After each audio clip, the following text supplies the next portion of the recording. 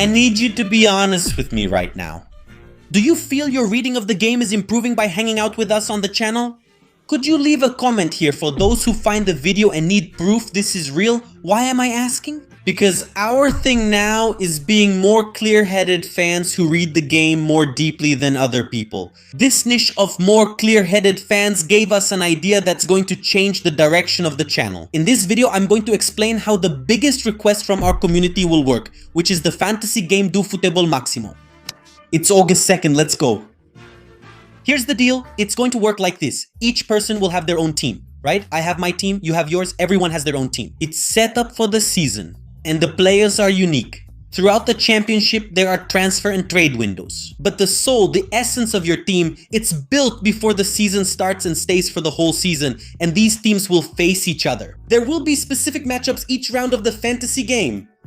One team against another, and in the next round the matchups change, other teams face each other, and it goes on. A win is worth 3 points a draw, 1 point a loss, 0 points just like the Brazilian Championship, you know? So, you'll be the manager of your team and you'll plan the season to become the champion of the league you're in. So how will each match work? How do you win? Let's suppose the match will go like this. Look, imagine Team A against Team P. The match starts 0-0 and now pay attention to these 7 categories. Put the 7 on the screen, please. Yeah, this is where all the magic happens. The game checks which team won in each of these categories in this specific match. And a win in a category counts as a goal on the final scoreboard. This game is going to be really cool and we're going to understand everything perfectly now. Check it out. The first one is the goal. Goal is easy. It's what everyone knows, what we see every day in soccer. Ball, it hits the net, that's it, goal. You already know what an assist is, but there's a catch with this assist to make things a bit more exciting, to make the game really fun. There's an assist that will count for the game called a fantasy assist. And why does it exist? I'm going to show you a play so you can think about it with me. Check it out. This one right here. A play where Hendrik controls a tough ball, trapped near the corner flag. He manages to turn around in a very tight space. He gains an advantage in the play, gets fouled about 15 times in that 1 square meter. And when he gets into the box, it's a penalty. This was a penalty that Hendrik pulled out of a hat. A play that started with him at a total disadvantage, trapped. It ended with a penalty in favor of his team. And then when it was time to take the penalty, Mbappe went there, grabbed the ball, scored, and that was it. Game over. Nothing for Hendrik. You're left feeling it's unfair since Hendrik did 95% of the work for the goal. But actually he ended up not getting any credit in the stats, but not in the Futebol Maximo fantasy game. That would be what you call a fantasy assist. A player who wins a penalty that is later converted into a goal. A player who draws a foul that is later turned into a goal. I also count a fantasy assist here in this column. Sometimes even a shot that hits the post and there's another player just standing in the 6-yard box. He just watches the ball hit the post. It comes to his feet and he just taps it into the goal. There you go. That's how it is. The guy who managed to pull off an amazing shot that almost went in off the post. And he was a big reason that goal happened. That counts as a fantasy assist. And do you see that little percentage sign next to the shots? This here is the shot accuracy. It's the percentage of shots that your team's players hit on target. And for this specific category, it's important that you don't have too many players who take a lot of long distance shots. Because even in plays where the player hits the ball really well, since it's a long distance shot, the accuracy tends to be lower.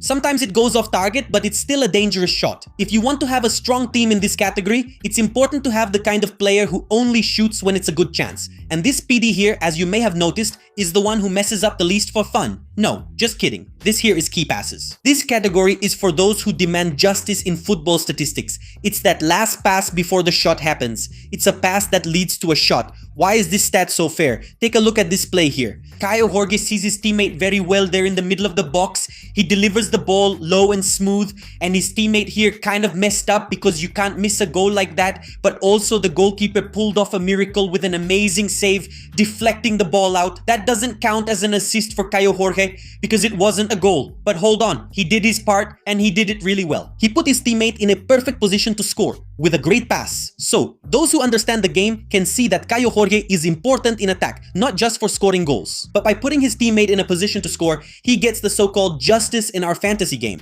He earns points for key passes. Even if the teammate he set up, who he read the play for, leaves others in front of goal, even if that teammate misses an easy goal, a goal you just can't miss. Moving on to pass completion percentage. The players who will have the highest numbers here are those from teams that can keep possession really well, who play with the ball at their feet. The guy who likes to build up the play, receives the ball here, switches the play over there, receives it again. He's always involved in the play and always making important passes with a minimal error rate. This statistic values defensive midfielders who are smart and know exactly what they're doing. They know when to speed up the game and when to hold it. It also values center backs from teams that play with possession, who play with the ball at their feet and are very involved in the game, passing the ball around. And these are players that in other types of fantasy games, it doesn't even make sense to pick them or sign them for your team. But in this fantasy, with 7 categories, it's important to pay attention to this kind of player. In those other types of fantasy, it's more worthwhile to invest in center backs who score goals because they might score, which isn't necessarily a defender's main priority. But in our fantasy, that CD there stands for defensive contributions. Defensive contributions are more than just one thing. They include intercepting passes. Just like this guy did well. Tackling or clearing the ball so the defender stops the attack, as shown here. Also, clean tackles where they take the ball away, which we're already familiar with. And also blocked shots, just like this guy here did really well, blocking a shot. This is a major defensive contribution. And remember, a blocked shot doesn't need to be all that glamorous. It doesn't have to be stopping an open net goal. A blocked shot is just a blocked shot by any player from any position. It will affect all these categories we've seen so far. The only different one is the last one, which is the goalkeeper's saves. They're also self-explanatory, so there's no need for us to go into detail about them. So, if we take a play here as an example, this play is really interesting and educational for showing how fantasy works. This Flamengo goal, Lohan's goal from the start, how does our fantasy system view this? This first pass from Ayrton Lucas to Pulgar counts toward the passing accuracy statistic. That was a completed pass. Pulgar carried the ball further forward. And he made another accurate pass to Pedro. And Pedro tries a backheel pass here. This backheel pass from Pedro was a key pass. Why? Because Lohan managed to take the shot. Alright. Lohan got the shot off cleverly. He was really sharp. And he managed to get that shot off. In other words, Lohan saved what would have been a bad pass from Pedro. You get it? Pedro was already about to mess up this pass here. But because Lohan is so clever, he went and turned Pedro's pass, which would have been a bad pass, into a key pass for the shot. This defender who's marking Lohan didn't contribute anything defensively. He didn't intercept the pass. He didn't make any tackles. He didn't clear the danger. He didn't do anything. On the contrary, he got outsmarted and allowed a shot. The goalkeeper, with a very good technical move by the way, made a save. And on the rebound, Lohan took another shot on target, the second one in this play. And this second one, besides being on target, was a goal. That's how our fantasy sees this play. So you understand that these categories are carefully chosen to make the game fun and reward the person who picks the right players. Players from teams that play good soccer that play well, even if there's an upset in a round, even if someone misses an easy goal right in front of the net. The guy who picked the players that do their job well, his team will still do well in the fantasy league, resisting the crazy variances that soccer has. Now, if we simulate a match here, think of a top guy, someone who's really good at soccer, who reads the game really well. He's on Team A, the home team. And now imagine it's his team against some random Joe Schmo who doesn't know anything about soccer. Whoever comes to your mind. The match starts 0-0 and at the end of the Brasileirão round, if the players from Team A score more goals than the players from Team B all added up, it means Team A won in the goal category down there.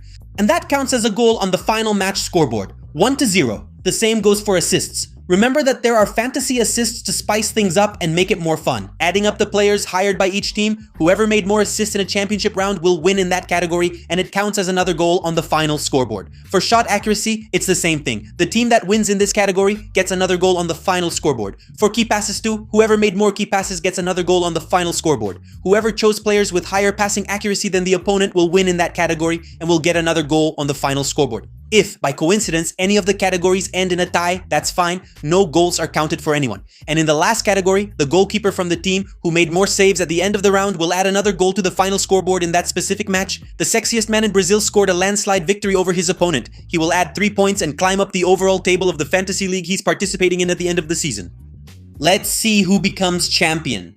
There's still no fantasy in Brazil as exciting as this. The categories were chosen to make things fair for those who understand the championship and players and perform well in the fantasy league. It's August 2nd, my brother. It'll be awesome. Let me know below if you like the idea. I'm waiting for you. Thanks. Take care.